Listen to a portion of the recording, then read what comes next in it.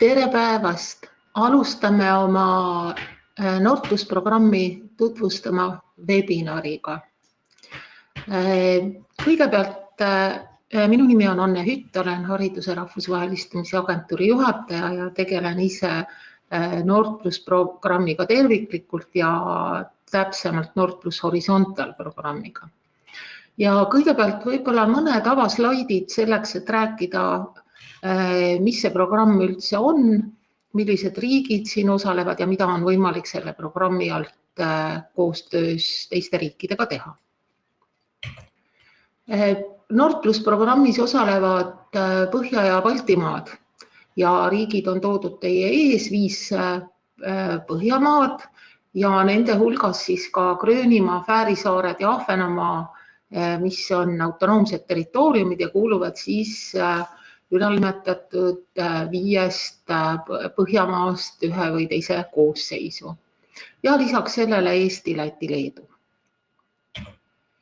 Ja programmilt on võimalik toetusi saada kõikidelt sellistel organisatsioonidel ja asutustel, kes laiemas mõttes osalevad elukestvas õppes. Haaratud on kõik haridustasandid, alates üldharidusest kuni täiskasvanuhariduseni ja asutused, kes taotlevad, nende staatus võib olla nii era- kui avalik kui ka mittetulundusühingud. Programmil on 4 valdkondlikku allprogrammi ja need on siis Nordplus Junior programm, mis tegeleb üldharidusega, aga ka kutseharidusega, Nordplus kõrgharidusprogramm, täiskasvanuhariduse programm ja eraldi on veel Nordplus keeleprogramm ehk Nordplus Nordic Languages. Ja 5. programm on Nordplus horisontaalprogramm, mis siis on valdkondi läbiv. Ja Nordplus programmil on laias laastus 3 sellist suurt tegevusvõimalust. Esimene nendest on õpiränne, teine on siis koostöö, mis toimub läbi koostööprojektide ja 3. selline laiem võimalus on võrgustikuprojektid. Ja sellel slaidil te näete, milliseid nii-öelda alltegevusi on võimalik ühe või teise tegevuse alt teha. Loomulikult me tutvustame neid, kui me läheme nüüd allprogrammide juurde lähemale, siis nendel allprogrammidel on natukene erinevad lähenemised nendele tegevustele. Aga üldiselt jälle nii-öelda rusikareeglina õpirände projektide puhul on siis kõigepealt võimalikud ettevalmistavad lähetused oma partnerite juurde mingit teist projekti ette valmistama. Siis on haridustöötajate õpiränne laiemalt ja õppijate õpiränne vastavalt siis sellele valdkonnale ja allprogrammile, kus te taotlema hakkate. Ja koostööprojektid üldjuhul peaksid olema arendusprojektid ja siit on võimalik siis teha kas õppemeetodeid, materjale, erinevaid koolitusi välja töötada, arendada erinevaid kvaliteedisüsteeme ja nii edasi. Aga samamoodi on võimalik siit ka juba väga konkreetseid kursusi ja ühisõppekavasid välja töötada. Ja 3. selline laiem tegevus on siis võrgustikuprojektid.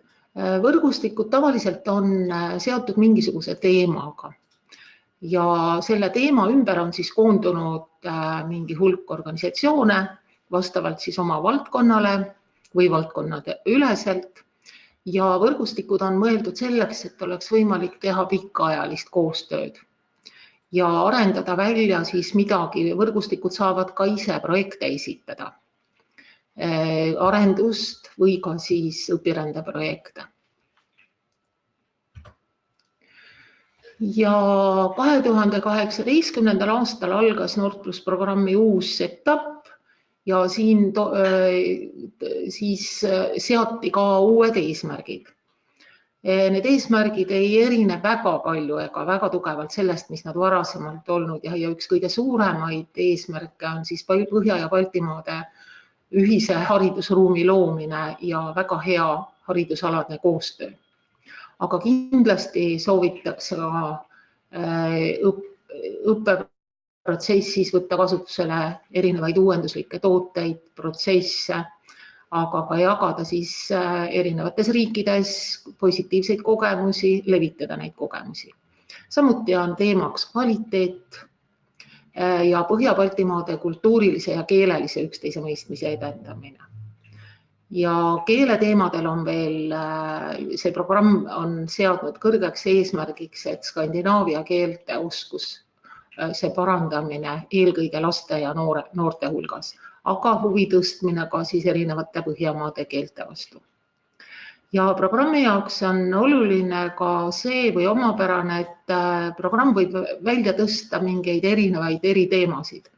Ja nüüd viimaseks 8 aastaks, ehk siis selleks 2019 ja järgmiseks 2020 on see eriteema seotud digikompetentside arendamisega ja sellise programmeeriva ja loogilise mõtlemisviisiga. See ei tähenda seda, et teistel teemadel ei saaks projekte esitada, aga see on nagu eraldi välja toodud ja neid projekte oodatakse eriti. Ja võib-olla veel korraks ma näitan ka üldeelarvet kogu programmile kuni aastani 2022. Igal aastal jagatakse umbes 9,3 miljonit eurot ja mõnel aastal lisandub sellele siis veel ka Põhjamaade ministrite nõukogu poolt eraldatud eraldis mingiks spetsiifiliseks tegevuseks. Ja eelarve jaotus on teil ka siin selle piruka peal näha ja siit on näha, et Nord+ kõrgharidusprogramm võtab nagu lõviosa sellest toetuse rahast, aga väga hästi on ka juuniorprogramm esindatud ja siis teised programmid natukene väiksemal määral. Ja te täna ilmselt kuulete seda tähtaega päris mitu korda veel, aga igaks juhuks kordan ka praegu üle, taotlustähtaeg on 3. veebruar. Kuna 3. veebruar on esmaspäevane päev, siis sellel aastal see on niiviisi. Igal aastal on olnud juures ka üks lisataotlustähtaeg, mis on langenud 1. oktoobrile, aga selle tähtaja alt on võimalik ainult esitada ettevalmistavaid lähetusi siis 3 allprogrammi raames. Jätkame nüüd horisontaalprogrammi tutvustamisega. Programmile kehtivad kõik allprogrammile kehtivad kõik Nord+ programmi eesmärgid, mis olid eelnevalt välja toodud, aga horisontaalprogrammil on eraldi veel omad eesmärgid. Ja need siis on ühelt poolt toetada valdkondade vahelisi haridusalaseid võrgustikke ja projekte ja toetada selliseid projekte, mis käsitlevad uuenduslikke, eripäraseid, laiema kandepinnaga või kompleksseid teemasid. Ehk siis selliseid, mida võib-olla ühe haridussektori raames ei olegi võimalik lahendada ja oleks võimalik teha ja oleks vajalik teha koostööd erinevate haridussektoritega, haridusvaldkondadega.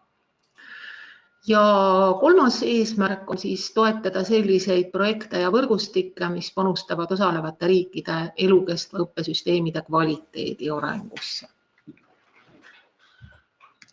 Ja siin on samamoodi see fookusteema, mida eelnevalt sai juba üldiselt välja toodud, ehk siis digikompetentsid arendamine ja programmeeriv ja loogiline mõtlemisviis.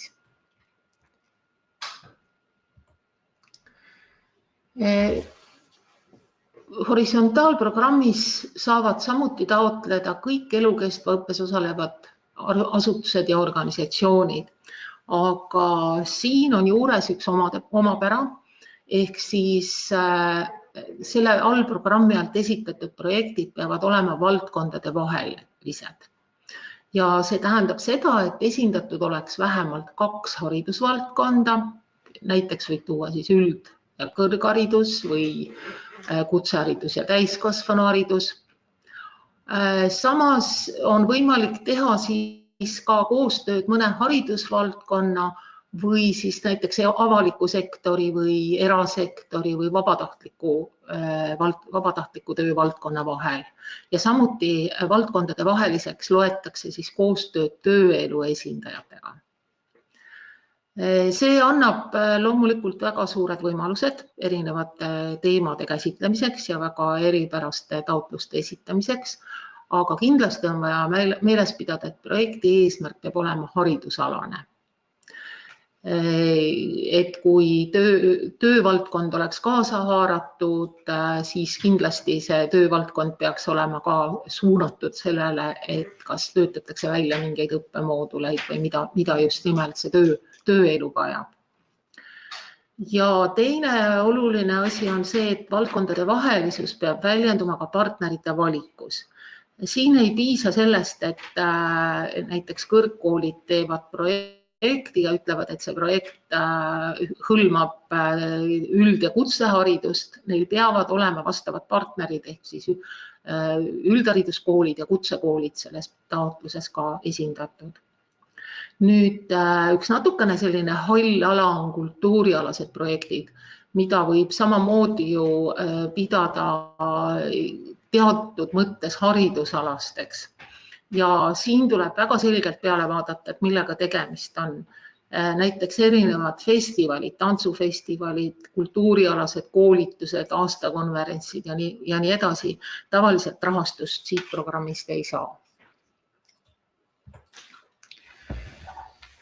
Tegevuste alt on Nordplus Horizontali puhul väga oluline välja tuua, et siin on võimalikud siis ainult arendus- või projektid ja võrgustikud ehk õpirännet siit ei ole võimalik teha. See tähendab seda, et mingeid suuremaid rühmi ei saa liigutada, õpetajaid, õpilasi teistesse riikidesse viia, aga loomulikult reisid on lubatud. Need peavad olema seotud siis selle projekti või võrgustiku tegevusega, näiteks projekti koosolekud või seminarid partnerriigis. See tähendab seda, et seminarile saavad minna siis selle projektiga seotud inimesed, kes selles projektis tegelikult tööd teevad ja toimetavad. Tingimuste all on veel see, et projektidel ja võrgustikul peab olema siis vähemalt kaks valdkonda või siis sektorit. Ja projektis peab osalema vähemalt 3 organisatsiooni 3 riigist. Ja projekti kestus võib olla maksimaalselt 3 aastat. Vahel on küsitud seda, et kas meil oleks võimalik taotleda 3-aastaseks projektiks iga aasta eraldi, siis kahjuks seda ei ole võimalik teha. Te peate 3-aastaseks projektiks ühe korraga selle toetuse taotlema. Ja horisontaalprogrammi all eeldatakse 2 riiki projekte. Üks kõige levinum võib-olla isegi on selline, kus vahetatakse erinevaid kogemusi ja korraldatakse nende kogemuste jagamiseks siis kas mingeid töötube, seminari või konverentse. See tähendab seda, et nende ürituste lõpus peaks siiski tekkima mingisugune kokkuvõte, keegi peab targemaks saama, võimalik, et sealt on veel mingit teist projekti võimalik edasi arendada. Ja teine selline suur valdkond on siis erinevate materjalide väljatöötamine. Ja siit alt on võimalik teha uuringuid ja analüüse, on võimalik ka keeleõpet, õpetamise ja tõlkimise alaseid materjale luua, aga siis ka erinevaid kursusi, mooduleid, miks mitte õppekavu, kõike seda on võimalik siin teha. Ja loomulikult on võimalikud ka kombineeritud projektid, ehk siis kui te koostate näiteks alguses mõne uuringu või analüüsi ja siis pärast seda te tutvustate selle tulemusi mingil seminaril või konverentsil.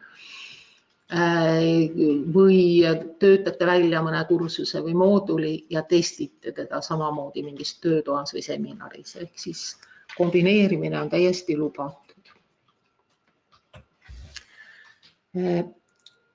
Rahastamise kohta tuleks võib-olla alustada sellest, et horisontaalprogrammi iga-aastane eelarve on umbes 900 000 eurot.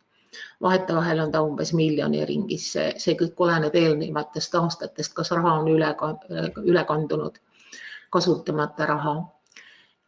Mis tähendab tegelikult seda, et ega väga niisugusi ülisuuri projekte horisontaalprogrammi alt teha ei ole võimalik. Ei ole olemas ka mingit ülempiiri, mida oleks võimalik taotleda, aga tegelikkuses näeb hindamisprotsess niiviisi välja, et toetust saavad siiski projektid, mis ei ole üle 100 000 eurosed. Pigem sellest allapoole, aga siis see tähendab ka, ta on umbes 3-aastane projekt ja tal on piisavalt partnereid. Horisontaalprogrammil on ka oma osalus, mis on 50% projekti kogu kuludest, aga Nord+ programm lubab katta neid ka siis niinimetatud in-kind kulude arvelt ja seda eelkõige töötundide arvel. Kui teie projekt on heaks kiidetud, siis üldjuhul makstakse teile 80% toetusest pärast lepingu allkirjastamist ja 20% pärast lõpparuannet. Väiksemate projektide puhul ehk siis kuni 15 000 eurot makstakse siis kohe 100% toetusest välja. Projektides saavad osaleda, ehk siis eriti on nagu oodatud ka osaleda erivajadustega inimesed, ja nende puhul siis kaetakse 100% nende kuludest.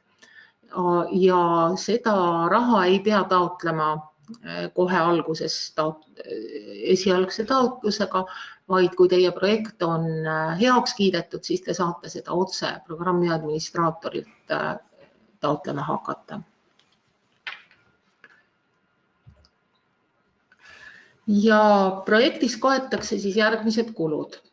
Kõigepealt reisikulu, mis siis on mõeldud kas projekti koosolekutel või erinevates tegevustes osalemiseks teistes riikides.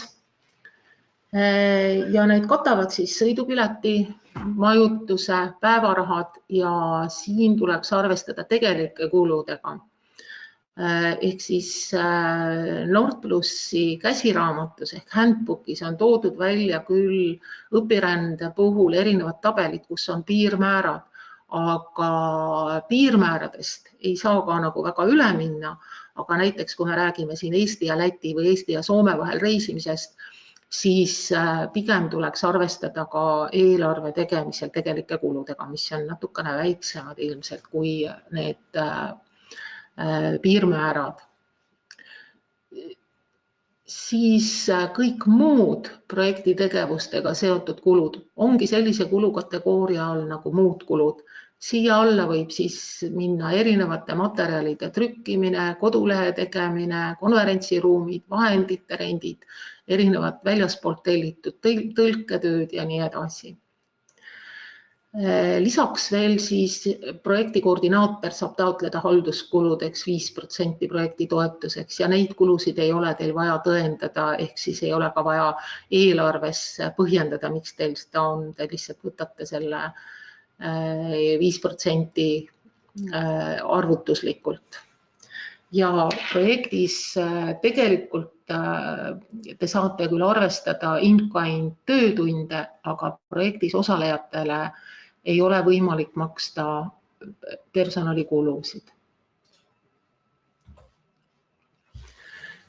Ja siin on ka veel kirjas, mida üldse ei aktsepteerita. Ehk siis need on sellised üldkulud, mida organisatsioon kipub tihtipeale, eriti kõrgkoolid kipuvad võtma projekti pealt protsendi alusel. Erinevad bürootehnikat, nii rent kui ostmine. Ei saa katta ka kolmandate riikide osalejate kulusid ega kolmandates riikides toimuvate tegevustega seotud kulusid. Teil võivad olla küll osalejad kolmandatest riikidest, kuid nende kulusid ei saa katta. Ja natukene sellest, milliseid taotlusi me ootame. Kindlasti peab horisontaalprogrammi taotlus vastama nii programmi üldeesmärkidele kui ka siis horisontaalprogrammi eesmärkidele. Hea projekt peab kindlasti lähtuma tegelikust vajadusest. tal peavad olema väga selged reaalsed eesmärgid ja ka väga selged oodatavad tulemused, mis vastavad nendele eesmärkidele. Projektis peab olema välja toodud hästi see horisontaalne või valdkondade vaheline iseloom. Ehk siis see peab olema nii sisuline ja peab olema ka, siis seda peab peegeldama osalevate organisatsioonide valik. Tegevused peavad hästi olema kirjeldatud ja samuti vastama eesmärkidele ja siis oodatavatele tulemustele. Kindlasti peavad olema partnerite vahel väga hästi rollid jagatud, ehk siis partnerid peavad võrdselt panustama projekti. Ei ole võimalik nii, et juhtpartner teeb kõik töö ära ja siis teised partnerid on võetud pigem siis selleks, et oleksid partnerid. Samuti tuleks peale vaadata, et eelarve peab olema kavandatud tegevustega ja ta peab olema realistlik. Ja üks väga oluline komponent on, et te peate kohe päris taotluse staadiumis kirjutama, kuidas te hakkate tulemusi levitama. Nii projekti käigus ka infot nende tulemuste kohta, kui ka siis pärast projekti lõppu. Ja tehniline nõue on, et letter of intent ehk siis kiri, mis näitab siis selle partnerorganisatsiooni soovi osaleda selles projektis, peab olema kõikidelt partneritelt lisatud. Võib-olla varasema kogemuse pealt veel ka seda, et mida see programm nii-öelda ei armasta või mida ei taheta eriti, mida siis hinnatakse madalalt ja ei toetata. Üldjuhul madalad hinded saavad sellised ülisuured, väga ähmaste eesmärkidega ja laialivalguvad taotlused. Siin ei aita kaasa see, kui on näiteks kõrgkool on põhjendanud teaduslike uuringute ja väga pikkade tsitaatidega seda vajadust, aga kui ei ole suudetud seda eesmärki väga selgelt välja tuua ja projekt on liiga laiali valgunud, siis ei ole võimalik head hinnet loota. Kõrgkoolide kapsaaeda võib-olla läheb veel ka järgmine kivi. Väga tihti esitatakse selliseid taotlusi, mis nagu tundub, et tahetakse teha valdkondade vahelist koostööd, võetakse endale pardale mõni MTÜ, aga tegelikult sisust tuleb välja, et see projekt on siiski suunatud eelkõige kõrgharidusele. See tuleb väga kiiresti välja ja kahjuks nendel projektidel lootust ei ole. Samuti ei ole hea esitada taotleja eelmiste edukate taotluste koopiaid. Seda juhtub ka meil päris tihti, esitatakse üheaastane projekt ja siis järgmisel aastal proovitakse enam-vähem seda sama kirjutada, võib-olla on paar partnerit välja vahetatud, aga tänapäevaste infosüsteemide juures on see väga hästi näha, et mõelge ikkagi väga selgelt läbi, mida te oma eelmisele projektile nii-öelda lisaväärtusena tahaksite juurde saada, kui te tahate jätkata kas sama teemaga või samade tegevustega. Kindlasti ei soovita näha kommertshuvidega projektitaotlusi. Meile on tulnud taotlusi, kus on sellised eraettevõtted, kes tegelikult tegelevad koolitusmaterjalide väljatöötamisega, on üritanud saada programmilt toetust, aga väga selgelt on välja toodud ka, et nad hakkavad tulevikus näiteks neid materjale kas müüma lasteaedadele või koolidele. See ei ole väga hea tava kasutada programmi raha sellisteks asjadeks ja need üldjuhul sellised projektid väga hästi ei lähe läbi. Ja kindlasti ei oodata haridusse mittepuutuvaid taotlusi, mis võivad olla küll väga vajalikud, aga Nordplus on siiski haridusprogramm. Ja veel kord siis taotlemisest tähtaeg on juba välja toodud ka eelnevalt 3. veebruar järgmisel aastal ja taotletakse online taotlussüsteemi kaudu, mille nimi on Espresso. Selle te leiate Nordplusi ametlikul kodulehel, mille aadressi ma toon natuke järgmisel slaidil. Taotlusi esitada saavad ainult asutused, mitte üksikisikud. ja taotluste keel üldjuhul, kui Eesti organisatsioonid osalevad koostöös kas teiste Balti või siis Põhjamaadega, siis see keel on inglise keel. Aga on võimalik neid esitada ka siis taani, norra või rootsi keeles. Ja taotlusel on siis kohustuslikud lisad ehk allkirjastatud kinnituskirjad, nii ka koordinaator peab esitama selle kinnituskirja, need lisatakse siis sinna Espresso süsteemi. Ja koostööprojektide ja võrgustike puhul, nagu siis horisontaalprogrammilt eeldatakse, peavad olema lisatud ka eraldi Excelis olevad eelarvetabelid, kuna selles online taotlusvormis on ainult väga lühike tabel, aga tahetakse näha, millest need kulud teil tegelikult koosnevad. Ja siin on toodud välja ka, mis on selle taotluse nii-öelda eluring.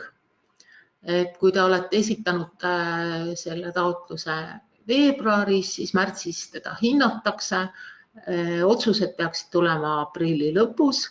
Teile teatatakse mais tulemustest ja juhul, kui te ei ole saanud toetust, siis kindlasti selgitatakse seda, mida te võiksite tulevikus paremini teha. Ja lepingud üldjuhul tahetakse sõlmida praegu juba enne suvevaheaega, et ka suvel oleks võimalik projekti alustada. Nagu öeldud, saate vähemalt 80% ettemakse sellest toetusest ja siis te võite alustada oma projekti ja selle tegevustega. Ja 30 päeva pärast, kui teil projekt on lõppenud, tuleb esitada siis sealsamas Espresso süsteemis aruanne. Ja projekti dokumentatsiooni tuleb hoida alles 5 aastat teie enda koduorganisatsiooni andmesüsteemis. Ja aruandlusest ka veel võib-olla natukene, et te esitate läbi selle Espresso portaali tegevusaruande ja ka finantsaruande, mis peaks olema siis teie asutuse raamatupidamise või muu finantsüksuse poolt kinnitatud. Ja läbi selle portaali kuludokumente ega nende koopiaid ei pea esitama. Dokumendid peavad teil kõikidel alles olema, nii teil kui teie partneritel, aga nende esitamist ei nõuta aruandluse faasis. Kui te olete kulutanud ära vähem raha, kui see toetuse summa ette nägi, siis te seda raporteerite ja administraator siis teeb teile tagasinõude. Ja nagu öeldud, kuludokumentide säilitamise aeg on 5 aastat. Ja väike statistika ka viimase 3 aasta kohta, just Nord+ horisontaalprogrammi kohta. Meie Eesti organisatsioonide edukusprotsent on olnud seal kuskil 50% ringis, välja arvatud sellel aastal, kui see oli natuke väiksem. Ja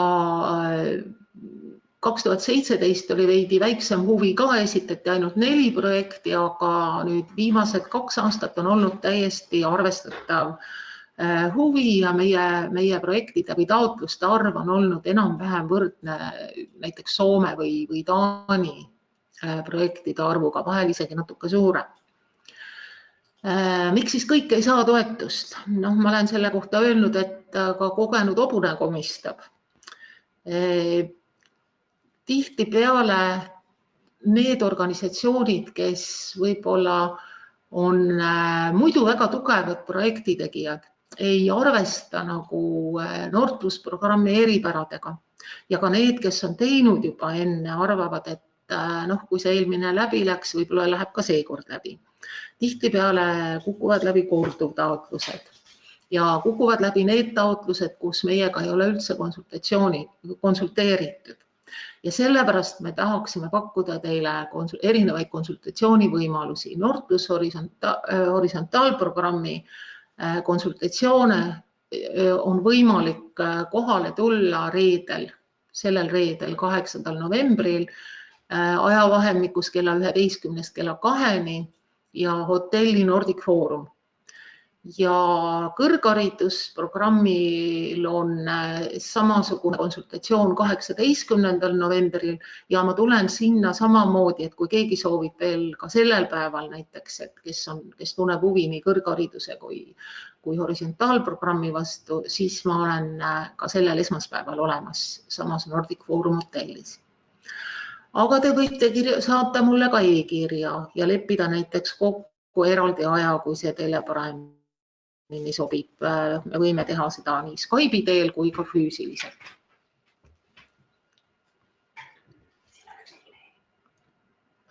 Jah, minu e-maili aadressi lõpus on üks e lihtsalt vale, annehütt@archimedes.ee.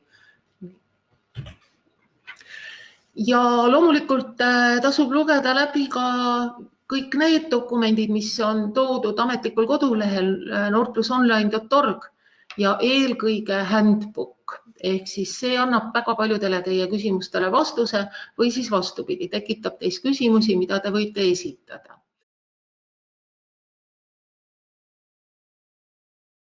Tere! Jätkame Nordplus info webinariga. Mina olen Kristiina ja järgneva siis umbes poole tunni jooksul räägin teile ühest Nordplus alaprogrammist, milleks on Nordplus Junior ning oma esitluse lõpus teen ka väikese kõrvalpõike ning tutvustan teile Nordplus keeleprogrammi võimalusi. Nordplus Junior programmi eesmärk on eelkõige siis arendada ja tugevdada koostööd siis koolide ja teiste allorganisatsioonide vahel. Ning Nordplus projektide käigus läbiviidavad tegevused võivad olla väikesed, protsessile keskenduvad ning kogemuste vahetamisele keskenduvad. Sellised on näiteks erinevad õpirändeprojekti tüübid või kui eesmärgiks on välja töötada uusi meetodeid ja tööviise, siis selleks on mõeldud suured arendusprojektid. Sellel aastal nagu ka eelmisel aastal on fookusteemaks digikompetentside arendamine ning programmeeriv ja loogiline mõtlemisviis. Siin siis peetakse eelkõige seda silmas, et keskenduma ei pea siis digivahendite nii-öelda kasutamisele või kasutamise propageerimisele, vaid siis rohkem nagu mõtestada seda digivahendite kasutamist ja neid kompetentse arendada. Ning see, et siin see fookusteema on välja toodud, ei tähenda kindlasti, et projektid teistel teemadel ei oleks oodatud. Ning ma võin ka kohe ära öelda, et kui te teete fookusteemal projekti, siis see teile hindamisel mingeid eeliseid ega lisapunkte ei anna. Et oluline on ikkagi siis projekti kvaliteet. Programmis osalevad riigid on siis need teie ees, nendeks on 5 Põhjamaad, Island, Norra, Rootsi, Soome ja Taani, Baltimaad, Eesti, Läti, Leedu ning autonoomsed alad, Ahvenamaa, Fääri saared ja Gröönimaa, siis programmi mõistes toimivad eraldiseisvate riikidena, et nemad võivad ka olla koordinaatorid. Et küsimused siis, kes saab osaleda, siin te näete, et osaleda saavad siis erinevad haridusasutused, alates lasteaedadest, lõpetades kutseõppeasutustega, vahepeal on veel algkoolid, põhikoolid ning gümnaasiumid. Need 4 gruppi saavad nüüd olla siis Nordplus Junioris projekti koordinaatoriteks. Ja siin all on veel välja toodud riiklikult tunnustatud spordi, muusika ja huvikoolid ning muul üldharidusmaastikul tegelevad asutused, et nendel siis koordinaatoriks asumise õigust ei ole, aga nemad saavad ka partneritena osa võtta projekti tegevustest. Ja koostööteemad ja valdkonnad, et programmi raames on võimalik koostööd teha väga erinevatel teemadel ning käsitleda siis erinevaid valdkondi, et mõned neist on siin ka välja toodud.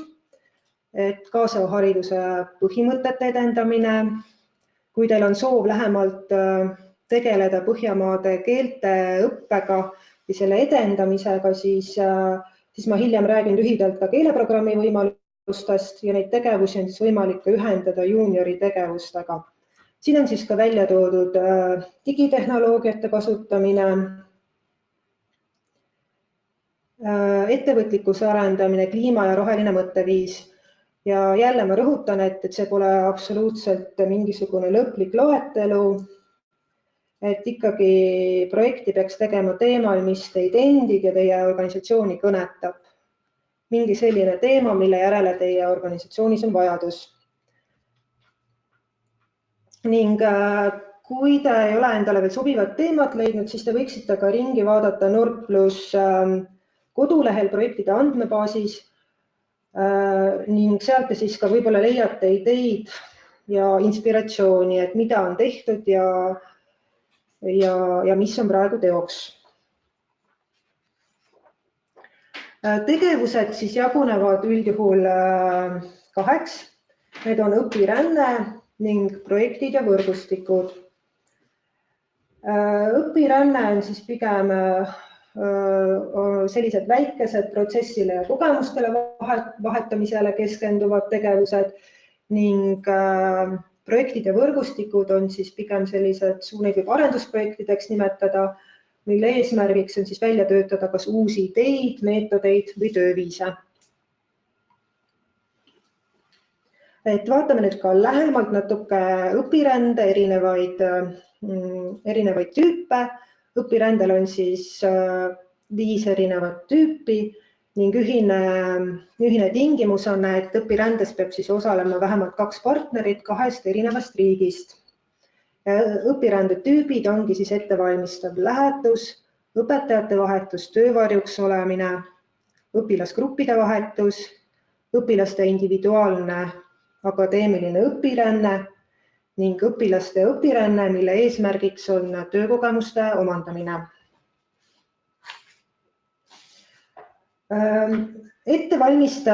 Räägime siis nüüd lähemalt ka erinevatest tüüpidest. Ettevalmistav lähetus on siis tulevaste koostööpartnerite kohtumine projekti ettevalmistamiseks ning toetust saab taotleda 1 visiidiks. Põhiidee on, et on üks partneritest on võõrustav asutus ja teised siis tulevad tema juurde ning üheskoos kirjutatakse või valmistatakse ette uus projekt ning võõrustavale asutusele raha ei eraldata ning rahastatakse siis maksimum 2 osalejat igast partnerasutusest. Selleks, et esitada ettevalmistav lähetus, on vaja juba teada siis oma projekti ideed, oma tulevase projekti ideed ning ka partnerid peavad olemas olema ning esitada tuleb siis läbimõeldud kohtumiste kava. Ning lähetuse pikkuseks on maksimaalselt 5 päeva ja sinna hulka kuuluvad ka reisipäevad. Järgmiseks tüübiks on siis õpilasgruppide vahetus. Eelduseks on ühine teema, millega siis mille raames siis soovitakse koostööd arendada. Ning see teema peab siis olema sisult pedagoogiline ja seotud õppekavaga. Ning taotluses võiks olla siis kirjeldatud ka kõigi osapoolte panus ning peab ka välja tulema taotlusest, et mis kasu kõik oma osapooled sellest projektist saavad. Ning rändesse võib siis minna kas terve klass, maksimum 30 õpilast või ka väiksemate gruppidena. Järgmiseks on siis õpetajate vahetus, õppelähetused ja töövarjuks olemine. Et siia kuuluvad siis veel õppevisiidid, kogemuste vahetamine. Õpetajad võivad võtta osa partnerasutuses õpetamisest ning tegevus peab toimuma ühe aasta sees. Ning õpirände pikkus on siis alates 1 nädalast kuni 1 aastani. On siis veel ka pakkuda õpilaste individuaalne akadeemiline õpiränne, mille puhul siis osalejateks on keskharidust omandavad õpilased ja neid saatvad õpetajad. Tegevus peab toimuma 1 aasta sees ning saatev õpetaja saab siis maksimaalselt olla õpilasele toeks 1 nädala jooksul. Sellele sarnane on ka siis õpilaste õpiränne töökogemuste omandamiseks, samuti saavad osalejateks olla keskharidust omandavad gümnaasiumide ja kutseõppeasutuse õpilased ja saatvad õpetajad ning saatev õpetaja saab osaleda maksimaalselt siis 1 nädala, kuid siin peab tegevus siis toimuma 1 kuni 3 aasta sees. Ning kõigi nende tegevuste puhul siis tuleb meeles pidada, et kunagi ei saa taotlejaks olla eraisik, et saab olla ainult organisatsioon. Vaatame siis nüüd ka lähemalt projekte ja võrgustikke. Võrgustiku ja projektide taotlused peavad olema vähemalt siis, taotluse esitajad peavad olema siis vähemalt 3 erinevast riigist, 3 asutust. Ning nende käigus siis tegeldakse mingi kindla teemaga, mis kõikidele osapooltele huvi pakub. Ning kohtutakse ka siis koostööpartneritega, et oma edaspidiseid tegevusi planeerida. Ning need projektid võivad siis kesta 1 aastast kuni 3 aastani. Koostööprojektid või siis arendusprojektid on siis sellise eesmärgiga, et töötada ühiselt välja või siis arendada, kohandada metoodikaid, õppematerjale, erinevaid õppemeetodeid ning üldjuhul siis tekib ka käega katsutav tulemus, mis siis võiks olla ka laiemalt kättesaadav ning laiemalt kasutust leidav. Ning eeldatakse, et selline projekti partnerlus on kavandatud pikaajalisena ning siis annab ka koolidele võimaluse arendada pedagoogilisi ja didaktilisi metoodikaid. Ning projekti pikkuseks on kuni 3 aastat. Võrgustikud, et temaatiline koostöövõrgustik, selle eesmärgiks on siis luua ühest küljest tööalaste sidemete tugevdamiseks ja ühist huvi pakkuvate teemadega tegelemiseks võrgustik. Ning antud võrgustik peab siis olema suunatud mingi kindla teema, probleemi või kitsaskoha lahendamiseks või siis heade kogemuste praktikate jagamiseks ning võrgustiku töö peab olema samuti suunatud pikaajalisele koostööle. Heidame korraks pilguga peale eelarvele, et õpirände puhul on rahastamine ühikupõhine, kuid projektide ja võrgustike puhul eelarve kirjutatakse lahti Exceli tabelisse ning on ka omaosaluse nõue 25%. Ja omaosalust võib siis näidata ka töötundidena. Ning projektide ja võrgustike puhul siis soovitame ka võtta aluseks samad ühikuhinnad, mis on õpirände puhul välja toodud. Et kui te panete nüüd suuremad kulud sinna, siis need peaksid olema väga hästi põhjendatud. Oodatud on ka erivajadusega osalejad ning neile siis kohe ei pea või nendele saab siis ka hiljem juurde küsida toetust, esitades selleks taotluse siis Rootsi kõrghariduse agentuurile, kes koordineerib Nordplus Juniori allprogrammi. Ning erivajaduse tõestamiseks on üldjuhul vaja arstitõendit. Et millest siis alustada või milliseid projekte oodatakse? Kõigepealt soovitame leida mõttekaaslased oma asutuste seest, sest üksinda projekti vedada on natukene kurb ning koos võiks siis mõne laheda idee mõtte leida. Et kui teil veel pole mõtteid, et kes võiksid olla teie partnerasutused, siis teid võiks aidata sellel puhul Nordplusi kodulehelt leitav partnerotsing. Ning ka samamoodi võite vaadata ringi projektide andmebaasis, et kui te mingisuguse konkreetse teema juurde otsite kontakte, siis võib-olla keegi on selle teemaga juba varem tegelenud. Kui olete partnerid leidnud, seadke üheskoos eesmärk, kirjeldage oma tegevusi, ülesannete jaotust, siduge tegevused õppekavaga, tooge kindlasti välja, milline mõju on projektil erinevatele osapooltele ning koostage mõistlik ja realistlik eelarve ning oodatakse siis ka, et esitaksite konkreetse plaani tulemuste levitamiseks, kellele, millal, kus ja kuidas. Ning taotluste esitamise tähtaeg on 3. veebruar 2020.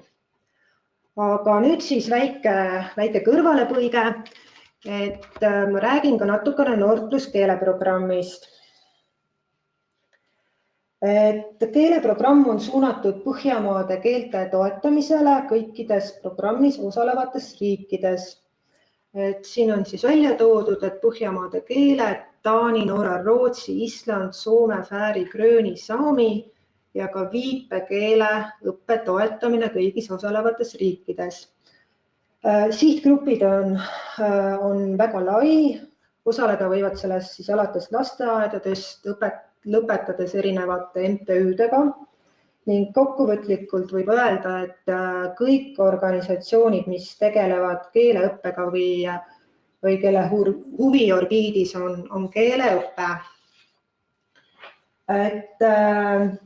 Mis siis võiksid olla koostööprojektide teemad, et teemade valik on samuti väga lai ja siin on näiteks mõned välja toodud neist, et erinevate metoodikate, õppematerjalide sõnastike väljatöötamine, õppekavaarendus, IKT-lahendused keeleõppes, uuringute läbiviimine, keeletehnoloogia, täiskasvanute keeleõpe, keeleõppe teemaline teavitustöö ning samamoodi keeleprogrammis on ka fookusteemas digikompetentsid. Ja natuke siis ka reeglitest, et keeleprogramm siis hõlmab vähemalt 2 asutust 2 erinevast riigist. Programmi või projekti pikkuseks siis on 1–3 aastat.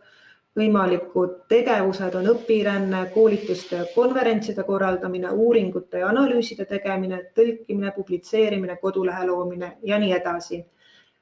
Samamoodi on ka eelarves vajalik näidata omaosalust 25%, mis võib olla siis ka töötundideks arvutatud kulu. Ning samuti saab küsida 5% administratiivseteks kuludeks koordinaatorile. Nüüd siis pöördume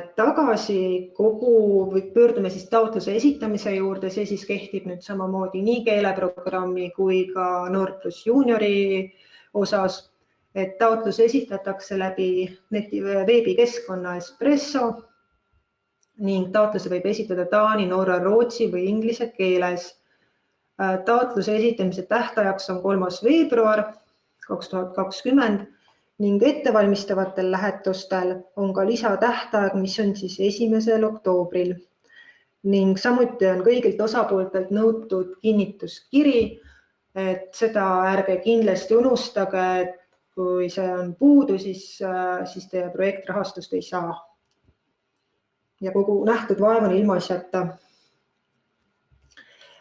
Lisainfot leiate Nord+ kodulehelt. Samuti on partnerotsing Nord+ kodulehel ning soovitame kasutada siis ka projektide andmebaasi. Ning kodulehel on samuti leitav ka programmijuhend, kus on väga lühidalt ja selgelt toodud siis välja kõigi alaprogrammidega seotud reeglid. Nii. Ja enne taotluse esitamist siis tegeleb teiega sihtasutus Archimedes, aga tegelikult Nord+ alaprogramme koordineerivad 5 Põhjamaad ning meie olemegi siis eelkõige informatsiooni jagajad ja konsulteerijad enne taotluse esitamist. Junioris esitatakse taotlus seda alaprogrammi koordineerivale agentuurile Rootsis ning keeleprogrammi puhul Islandi agentuurile. Ning kui te saate rahastuse, siis need agentuurid sõlmivad teiega ka lepingu ning juhendavad siis teid, kuidas edasi käituda. Aga senikaua, kui te pole veel taotlust esitanud, siis jagame meie teile infot ning vastame kõigile teie küsimustele.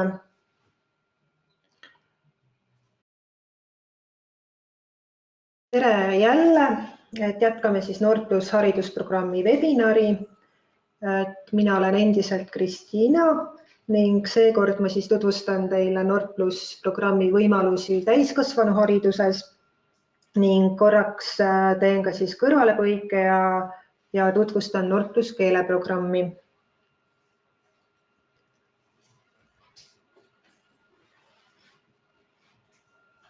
Nord+ programmi eesmärgiks on toetada Põhja- ja Baltimaade koostööd täiskasvanuhariduse vallas ning selle hulgas siis pöörata tähelepanu täiskasvanute koolitamise kvaliteedi tõstmisele ning viia ellu häid ja uuenduslikke ideid ning arendada siis täiskasvanuhariduse valdkonda üldiselt või tervikuna.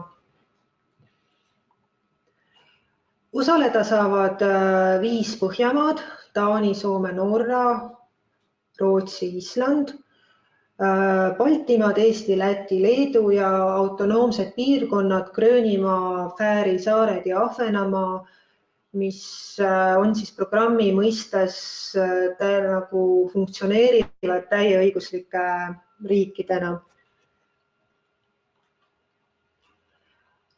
Fookusteema pole muutunud, nagu eelmiselgi aastal on selleks digikompetentside arendamine, programmeeriv ja loogiline mõtlemisviis.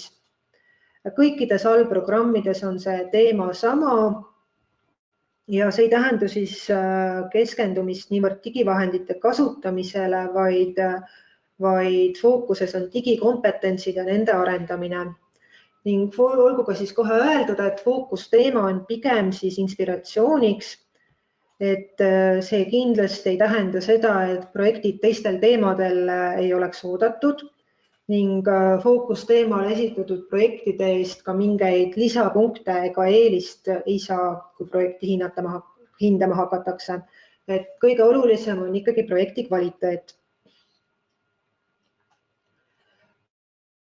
Koostööteemade ja valdkonnad on põhimõtteliselt väga lai, et siin on siis välja toodud mõned teemad ning ütlen ka, et oodatud on väga sellised tegevused, mis on suunatud niinimetatud vähemate võimalustega täiskasvanutele ning nende haridusele, siis näiteks ilma kutse- ja erialase hariduseta inimesed, erivajadustega, vanemaealised ning teistsuguse keele ja kultuuritaustaga inimesed ning ka töötud.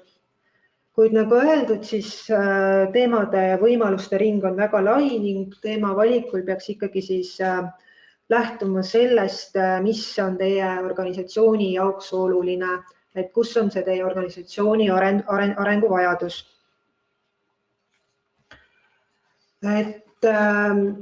Programm hõlmab siis formaalset, mitteformaalset ja informaalset haridust ning seega saavad siis ka osaleda kõik organisatsioonid, mis on seotud täiskasvanutele õppimisvõimaluste pakkumisega. Piiranguks on vaid see, et üksikisikud taotleda ei saa, taotlejaks on alati organisatsioon. Et siin on ka siis need välja toodud hunnik erinevaid organisatsioone. Programm toetab erinevaid tegevusi ning need võib jagada laias laastus 2. Üks siis on õpiränne ning teine koostööprojektid. Ning need tegevused peavad olema suunatud hariduse ja elukestva õppega seotud asutustele ja organisatsioonidele. Õpirändeprojektid on siis sellised projektid, kus osalevad vähemalt 2 erinevat asutust 2 erinevast riigist ning nad kestavad kuni 1 aasta. Ja õpirände riigid on siis ettevalmistavad lähetused, täiskasvanuhariduse personaliõpiränne ning täiskasvanud õppijate õpiränne.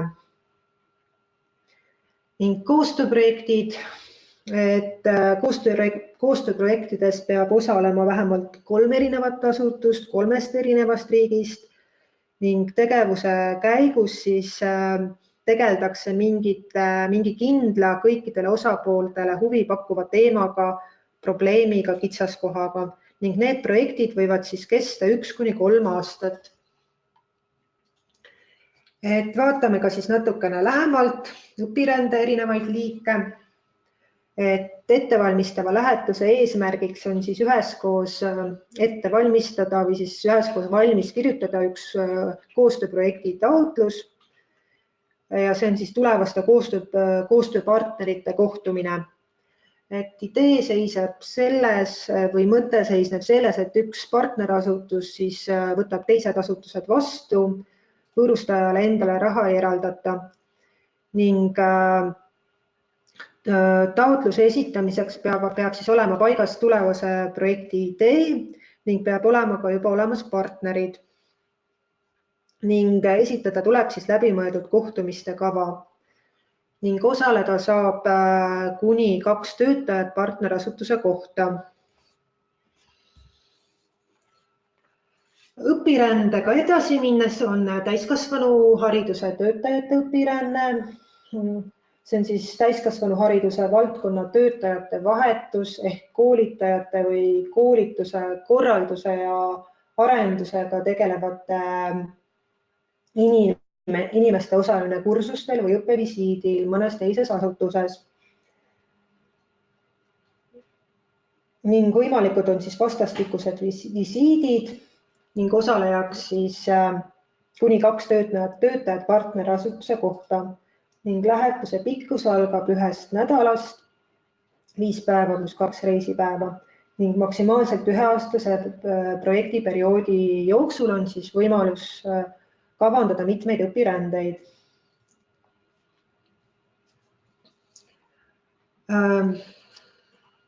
Järgmine õpirändeliik on siis täiskasvanud õppijad.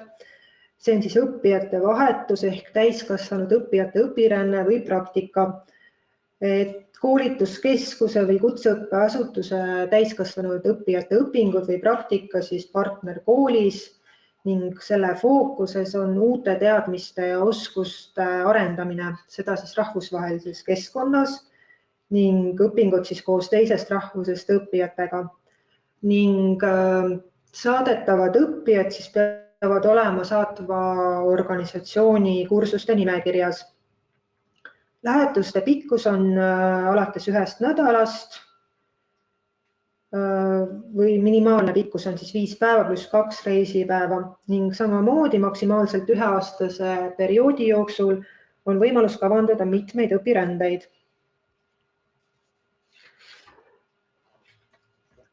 Koostööprojektid on siis sellised projektid, kus osalevad vähemalt 3 erinevat asutust 3 erinevast riigist ning mille käigus siis tegeldakse mingi kindla teemaga, kõigile osapooltele huvipakkuva teemaga ning koostööprojektidel on siis ka 3 erinevat liiki, nendeks on koostöövõrgustikud, mis siis luuakse eelkõige tööalaste sidemete tugevdamiseks ning ühist huvipakkuvate teemade arutamiseks, samas ka erinevate probleemide ja kitsaskohtadega tegelemiseks ning võib jagada ka siis kogemust ja praktikaid ning koostöövõrgustikud on siis suunatud pikemaajalisele koostööle.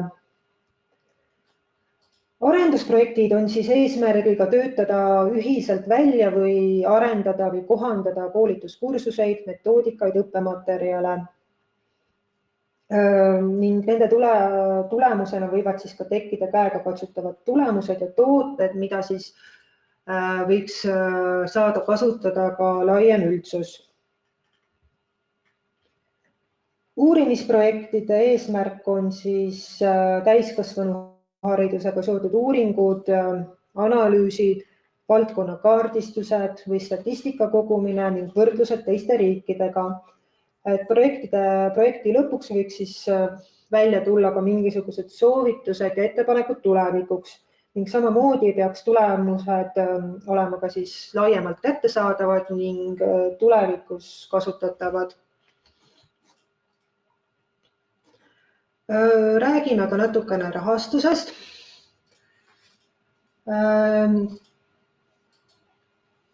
Ühikupõhistel toetusmääradel arvestatakse siis eelarve koostamisel ning omaosaluse nõue puudub ning erivajadustega täiskasvanute osaluse puhul on võimalus lisatoetuseks ning seda ning seda toetust võib siis ka hiljem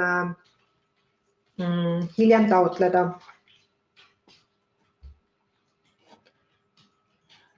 Õpirände puhul on siis toetus vastavalt siis sihtriigile, lähetuse kestusele ja siis olenevalt sellest, kas lähevad õppima töötajad, õppijad või rahvaülikoolide õppijad. Koostööprojektide puhul on 3 erinevat eelarvekategooriat: projekti juhtimine ja elluviimine ning tulemuste levitamine, rahvusvahelised kohtumised ning projekti tulemuste väljatöötamine, näiteks ekspertide töötasu. Seda viimast eelarve kategooriat siis võrgustiku projektides kasutada ei saa. Natuke ka sellest, et kui teie taotlus heakskiidu saab, siis teiega sõlmib lepingu allprogrammi koordineeriv büroo Taanis ning kogu toetus makstakse projekti koordinaatorile ning raha jaotumine siis koordinaatori ja partnerasutuse vahel otsustatakse ühiselt ning üldjuhul makstakse siis toetus välja pärast lepingu sõlmimist 80% ning 20% pärast lõpparuande heakskiitmist. Ning lõpparuanne tuleb siis esitada hiljemalt 30 päeva jooksul pärast projekti lõppemist. Nii ja siis nagu aga alguses lubatud natukene infot ka Nord+ keeleprogrammi kohta.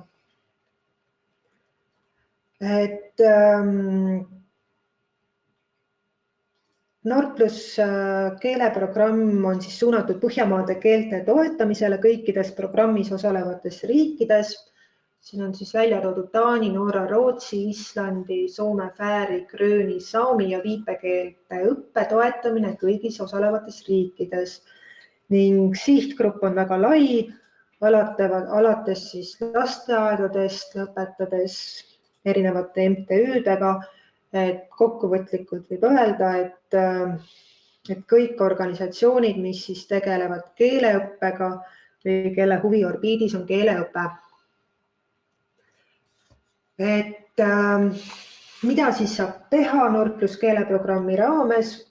Siin on siis välja toodud, et millised võiksid olla koostööprojektide teemad.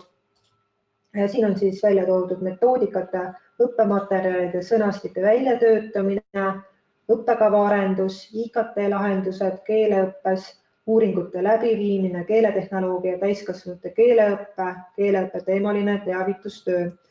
Ning samamoodi on välja toodud, et ka keeleprogrammi fookusteemaks on digikompetentside arendamine. Nord+ keeleprogrammi reeglitest osalema peab siis vähemalt 2 asutust 2 erinevast riigist ning projekt kestab 1–3 aastat. Võimalikud tegevused siis projekti raames on õpiränne, koolituste ja konverentside korraldamine, uuringute ja analüüside tegemine, tõlkimine, publitseerimine, kodulehe loomine ja nii edasi. Ning eelarves on vaja näidata oma osalust, seda võib siis ka näidata töötundidena. 5% saab küsida administratiivseteks kuludeks, see ei vaja ka tõestust.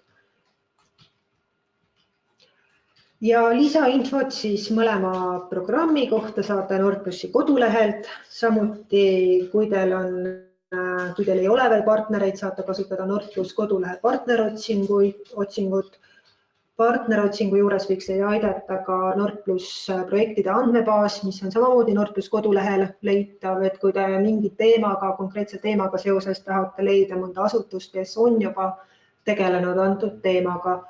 Ning kindlasti soovitame ka tutvuda programmi juhendiga. Seal on lühidalt kokkuvõtlikult kõigi erinevate allprogrammide reeglid välja toodud. Taotlustähtaeg on 3. veebruaril 2020 ning ettevalmistavatel lähetustel on ka siis lisatähtaeg, mis on 1. oktoobril. Taotlus tuleb esitada veebikeskkonnas Espresso. Selle leiate samamoodi Nord+ kodulehelt ning taotlus võib olla esitatud kas taani, norra, rootsi või inglise keeles. Juhin tähelepanu, et hästi oluline on, et kõik osapooled lisaksid kinnituskirja, ilma selleta teie projekt rahastust ei saa. Ning taotleja asutus peab olema ka täitnud kõik eelnevad Nord+ programmiga seotud kohustused. Nord+, siin on nüüd välja toodud Nord+ kontaktid Eestis. Minuga võib ühendust võtta, kui soovite küsimusi esitada täiskasvanuhariduse osas ning Made Kirtsile kirjutada, kui on küsimusi keeleprogrammi osas. Pärast seda, kui teiega juba leping sõlmitakse, siis võtab suhtlemise teiega üle siis täiskasvanuhariduse puhul Taani koordinaatororganisatsioon ning keeleprogrammi puhul Islandi koordinaator. Tere, mina olen Kaja ja alustame nüüd Nord+ kõrgharidusest rääkimisega. Nord+ kõrgharidusprogrammi eesmärkidest, tegevustest, reeglitest ja taotlemisest räägime ning te saate vahepeal saata ja esitada küsimusi ja me vastame siis nendele jooksvalt. Millised on siis Nord+ kõrghariduse eesmärgid?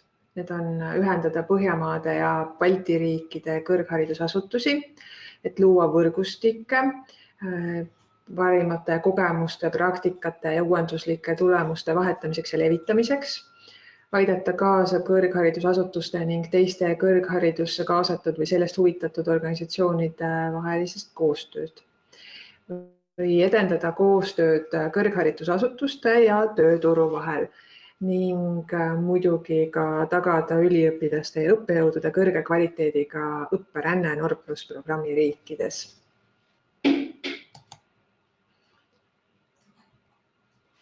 Milline projekti tsükkel on? Tegelikult on Nord+-is väga lihtne idee, partnerid. Kui teil ei ole endal juba partnereid olemas või ideid, siis Nord+ kodulehel on võimalik ka partnereid otsida. Siis koos esitate taotluse. Kui taotlus on edukas, tuleb rahastus. Rahastuse saabumisel saate teha tegevusi ning lõpuks tuleb esitada aruanne. Ja millised koostöövõimalused on Nord+-is? On võrgustikud, projektitegevused või siis õpiränne. Kõige tavalisem koostöövorm on võrgustikud ja võrgustikest toetatakse kas uusi võrgustikke või siis olemasolevate võrgustike kohtumisi. Projektitegevuste all on võimalik ellu viia intensiivkursuseid, ühisõppekava arendusi või siis arendusprojekte ja õpirände puhul on siis võimalikud tudengite ja õppejõudude õpiränded.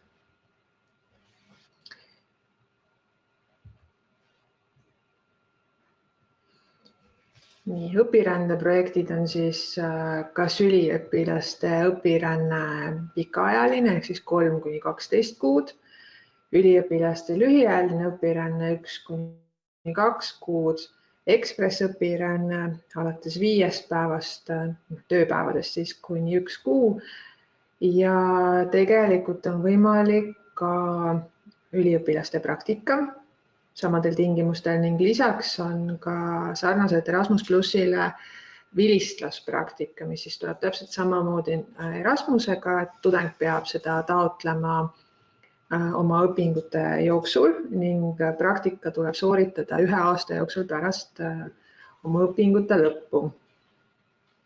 Ja Nord+ väga tungivalt soovitab pikaajalist õpirännet ehk siis 3–12 kuud mitte Nord+-ist taotleda, sest see on võimalik teha ka Erasmuse kaudu, sest sellisel juhul jääb Nord+ rohkem raha tegemaks neid tegevusi, mida Erasmuses teha ei saa, ehk siis nüüd lühiajalised õpiränded. Ja Nord+-is on loomulikult ka õppejõudude õpiränne, mille miinimumkestus on 8 töötundi. ja ka see, kui võimalik, siis pigem teha hoopis Erasmusega, sest see on ka seal võimalik.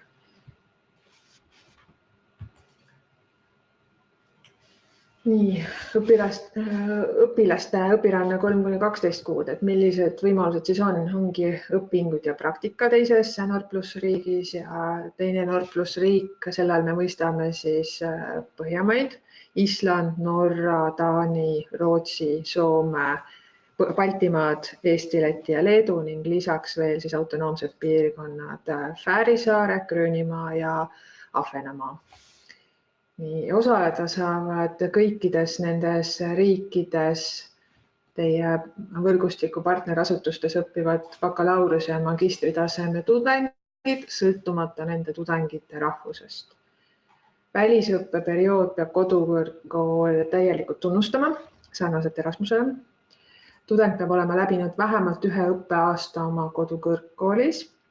Vastuvõttev kõrgkool ei või küsida õppemaksu, aga see õppemaksu maksmise kohustus võib säilida siis kodukoolis. Tudeng peab õpirände perioodi ajal elama sihtriigis, ehk siis edasi-tagasi pendeldamine ei ole lubatud, vaid pigem peaks ikkagi koha peal olema kogu selle õpingute perioodi.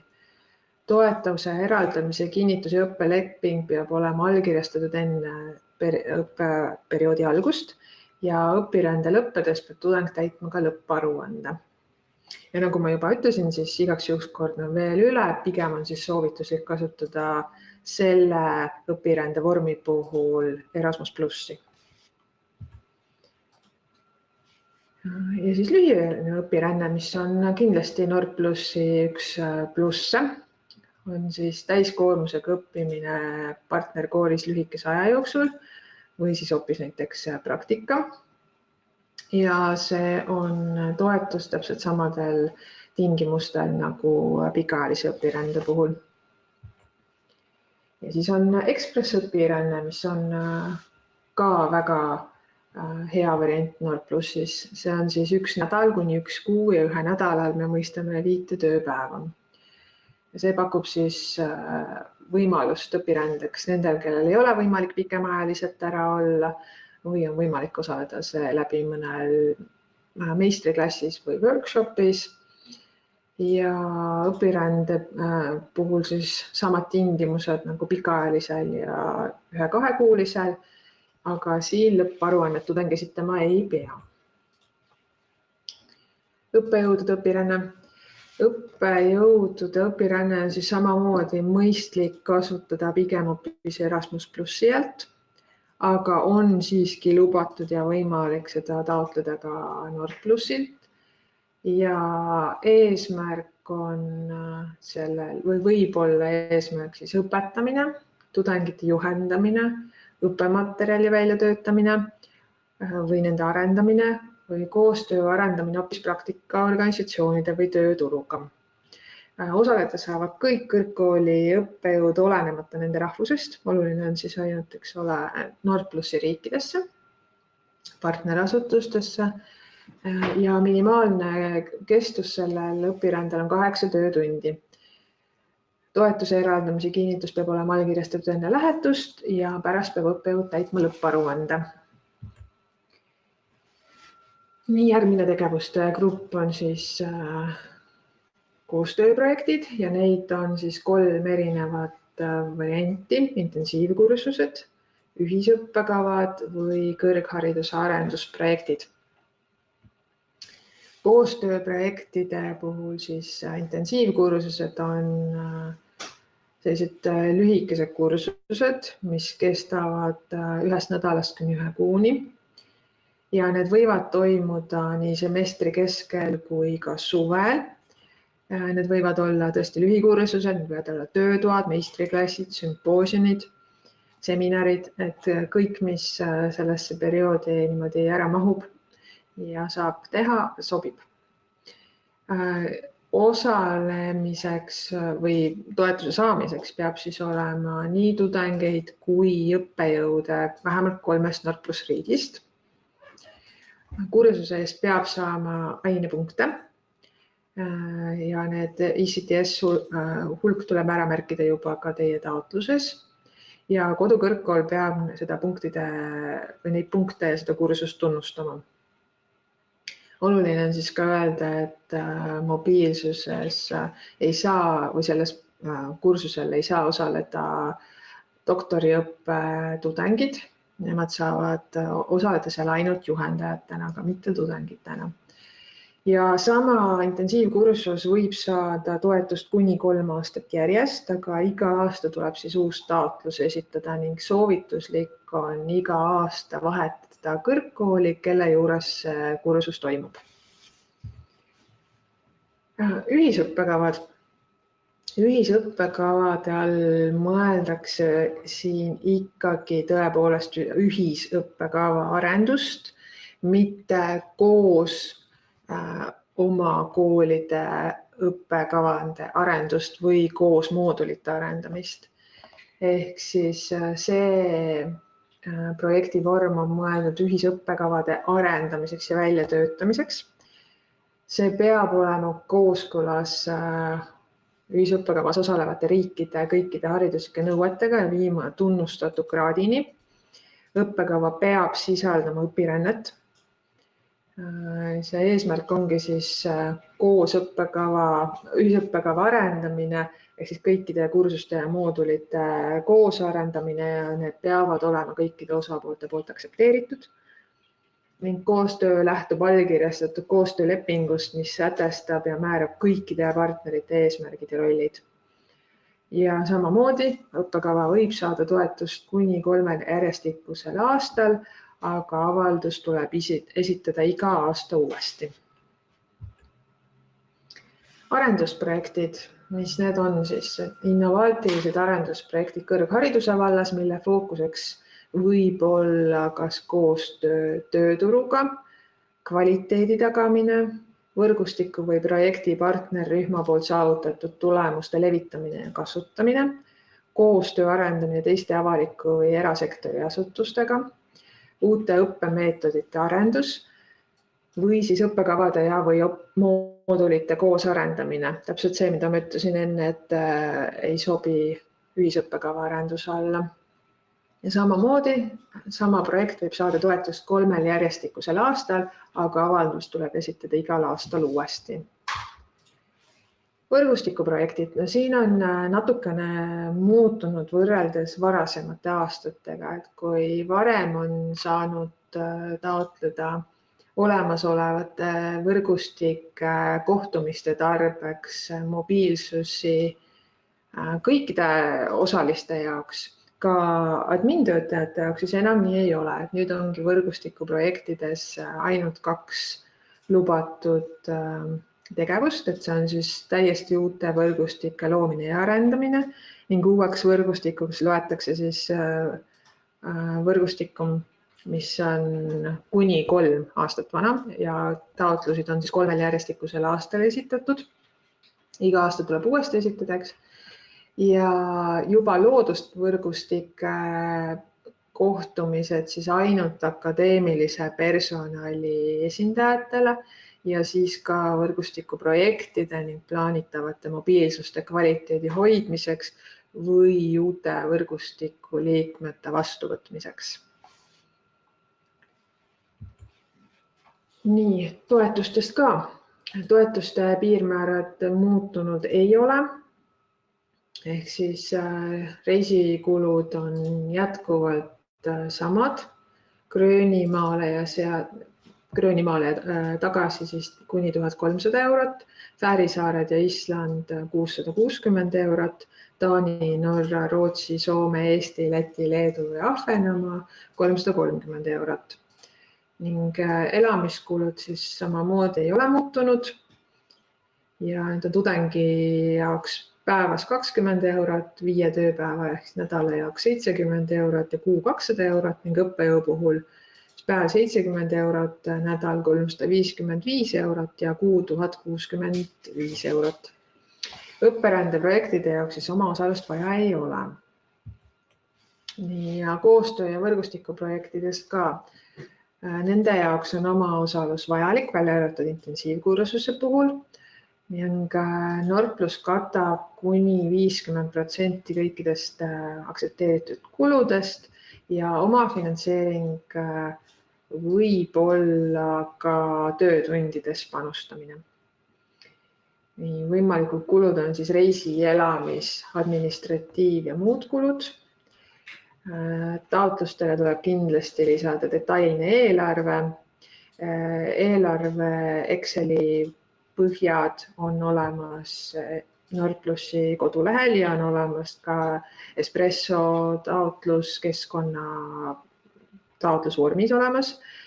Need on väga abiks ja eraldi ma tooks välja, et on muudetud intensiivkursuste eelarve Excel tabelid, mis on nüüd minu arvates tehtud suhteliselt lollikindlaks ja see aitab teil kindlasti ise oma loogikat paremini näidata hindajale ja teie loogikast hindajale aru saada, aga ka nii lihtne on täita, et ei pea enam ise vaatama sihtkohtade vahelisi reisikulusid, vaid ta arvutab selle automaatselt ise, nii et põhimõtteliselt täidate ainult tekstiliselt ära ja lisate osalejate arvud ning tabel ütleb teie eelarve kokku ära.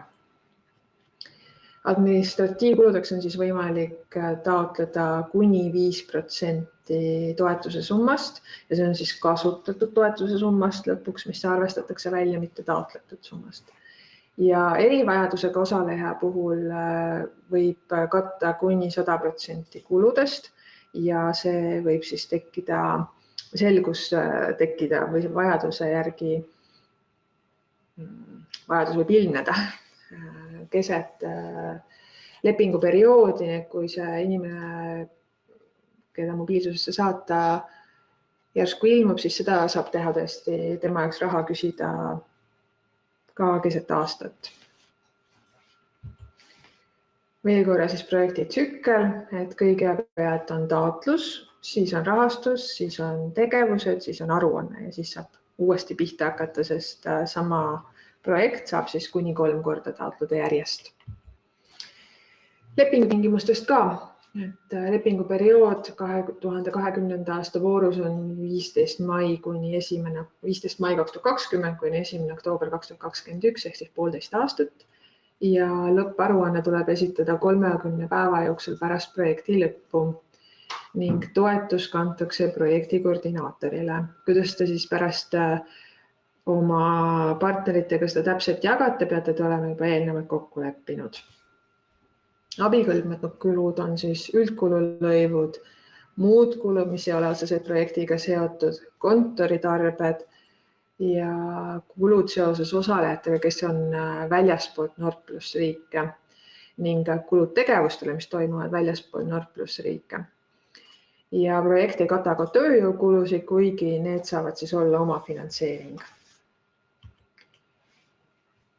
Taotlemisest veel korra, siis tähtaeg 3. veebruar 2020, Kesk-Euroopa aja järgi 23.59, olgu täpsustuseks öeldud. Ja sarnaselt eelmisel aastal on siis ka 2020 aasta fookusteemaks Digital Competences and Computational Thinking. Taotlus tuleb esitada Espresso keskkonnas ja see võib olla esitatud inglise, taani, norra või rootsi keeles. Ja kindlasti peab olema siis taotluse juures iga osaleva partneri kinnituskiri ehk letter of intent. Eelarved peavad olemas olema ja taotlev asutus peab olema täitnud kõik eelneva Nordplus programmiga seotud kohustused. Konsultatsioonipäev kõrghariduse osas on 18. november. Ja sellele tuleks ette registreerida, kui te tahate osaleda ja ma kindlasti soovitan osaleda. Et kui teil on mingisugune projekti idee, aga kas te kahtlete või teil on nagu lisaküsimusi või täpsustusi, siis tasub kindlasti kohale tulla ja räägime koos läbi, mõtleme koos ja loodetavasti saate niimoodi parema taotluse esitatud. Kui te ei saa sinna tulla või te tahate muul ajal nõu küsida, siis minu kontakt on siin olemas, kaja.kruusamägi@archimedes.ee, ning olete igal juhul oodatud küsima nii taotlemiseks nõu kui aruandeks nõu ja võite vahepeal ka veel küsida, kui teil on tegevustega seoses või arvutamistega seoses mingeid küsimusi. Ma räägin teile natuke ka Nordic Languages alateemast ja see on siis haridustaseme või Nord+ haridustasemete ülene programm Põhjamaade keelte, mis on siis taani, norra, rootsi, islandi, soome, fääri, grööni, saami ja nende viipekeelte ja kultuuri säilitamiseks ja tugevdamiseks mõeldud. Ja selle programmi eesmärgiks on metoodikate, õppematerjalide, sõnastike väljatöötamine, õppekavade arendus, IKT-lahendused keeleõppes, uuringute läbiviimine, keeletehnoloogia, täiskasvanute keeleõppe, keeleõppeteemaline teavitustöö, ehk siis väga palju keeleteemalisi projektimõtteid võib olla sellest. Sihtgrupid on põhikoolid või keskkoolid, kõrgkoolid, keelekoolid ja muud keeleõppega tegelevad organisatsioonid, kultuuriinstituudid, ärivõtted, MTÜ-d.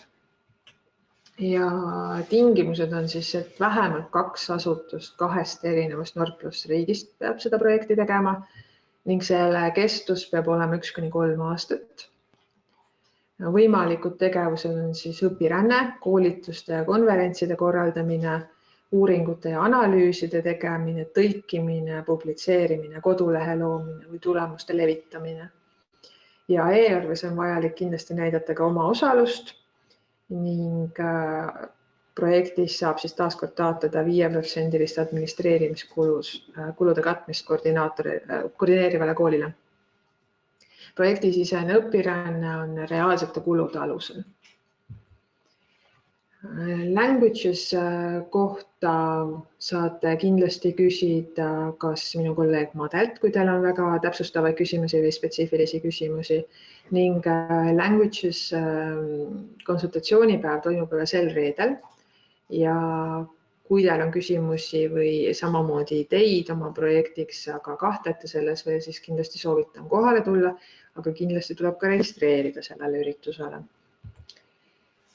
Ja kontaktid, kui teil on mingisuguseid küsimusi, siis te võite loomulikult pöörduda kõrghariduse teemal minu poole, Põhjamaade keelteprogrammi raames Made poole või siis meie üldmaili aadressile nord+@archimedes.ee, aga ka meie kodulehel on infot ja loomulikult on nord+online.org see koht, kus on siis võib-olla kõige rohkem infot ja seal on kindlasti link ka Espresso süsteemi, seal on eelarvete tabelid olemas ja seal on loomulikult kõige olulisem ka käsiraamat, kust võib-olla saate ka mingid küsimused juba vastatud.